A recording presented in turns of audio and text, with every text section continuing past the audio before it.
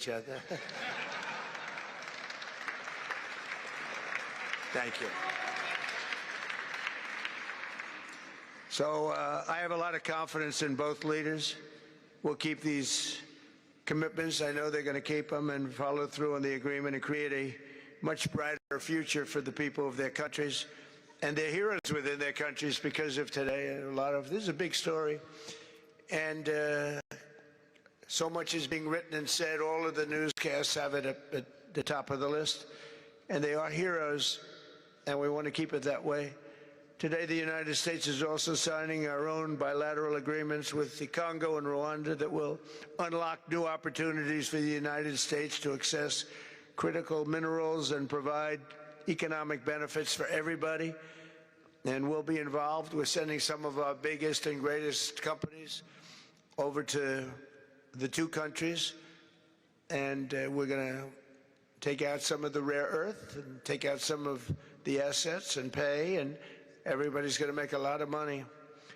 These are just two of the many new agreements related to mineral supplies that my administration has achieved this year, including with Australia, Japan, Kazakhstan, Malaysia, South Korea, and many other countries. With all of these agreements, we're forging new economic security partnerships that protect the interests of America and our friends and partners, and a core feature of my administration's national security strategy, a big part of which is the tariffs. We're taking in trillions of dollars in tariffs. Nobody's ever seen anything like it, and it's given us really great national security. We'll be paying down debt. We'll be making distributions to people, and we're really doing a job. It's amazing. I was with a gentleman, the future king of Saudi Arabia, and you've heard me say this a couple of times, but 2 months ago when I was over there, he said, and actually Qatar is represented today, and UAE is represented, and your leader said the exact same thing, different words, but the exact same thing, that 1 year ago they thought our country was dead, and now our country is the hottest country anywhere in the world. We're the hottest country anywhere in the world. Nobody's ever seen anything like it. We have over $18 trillion, that's just in 10 months, pledged or being invested or pledged to be invested in the United States. Think of that, 18 trillion. The highest amount we've ever had is 1.5. Under the Biden administration, they did much less than 1 in 4 years. Think of that. So they did less than 1 trillion in 4 years. We have 18 trillion in 10 months. It's going to be much more than that, too. No other country in history has ever been close, no matter what country you pick. So I want to thank you again, everybody, for your great vision, and I want to thank the people, especially the people that we named. Some of the others that unfortunately we didn't name, we just couldn't do that. But for your vision and for your courage, because it's made it possible to begin healing old wounds and transcending past differences and creating a future where every child of God can live in dignity, prosperity, and peace. And these are two very good men, and they're two potentially very strong countries. I'd like to now invite President Kagame to come up and say a few words. It's Rwanda.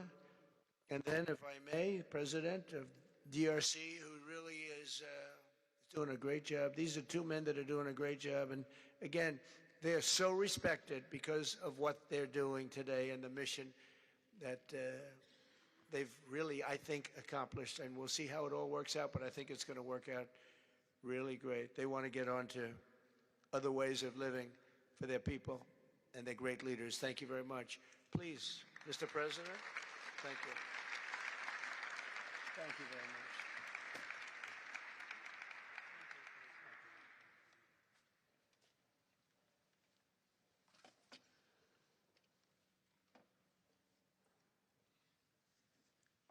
Excellency Donald Trump, President of the United States of America, Excellencies, heads of state and government and former heads of state, distinguished ladies and gentlemen,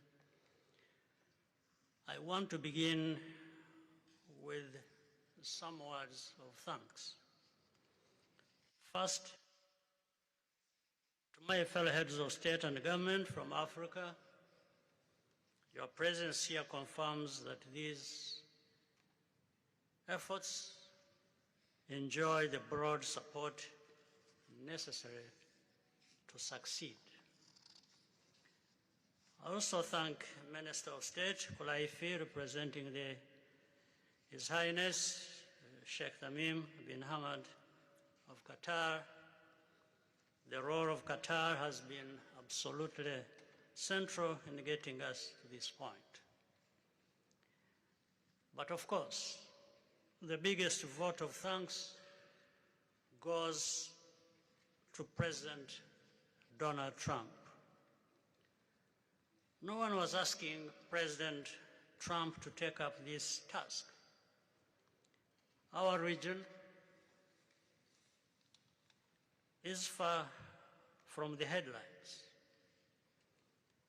But when the President saw the opportunity to contribute to peace, he immediately took it. This conflict has lasted for 30 years. We have seen countless mediations and efforts, but none has succeeded in resolving the underlying issues. President Trump introduced a new and effective dynamism that created the space for breakthroughs. His approach is even-handed, never taking sides. He orients us toward the future, not the past, emphasizing that the dividend of peace is prosperity and investment, including from the United States. More importantly, President Trump's approach is pragmatic. The process has not become an end in itself. All of these elements filter down to his dedicated team, and here I want to single out Secretary Rubio and Masad Boulos for special appreciation.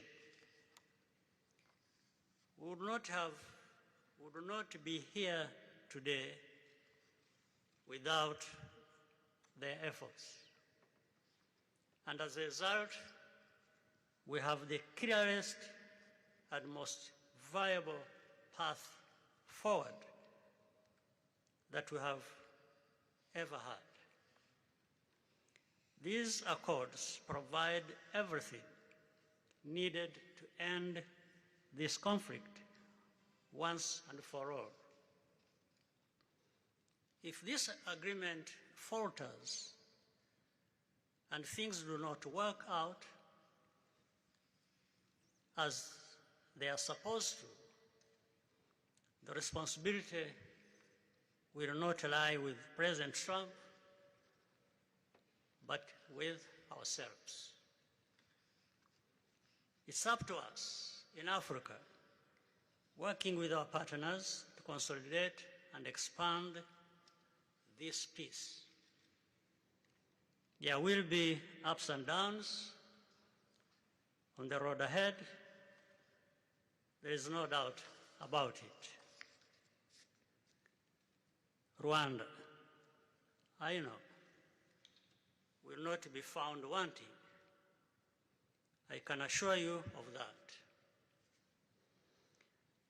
Our only objective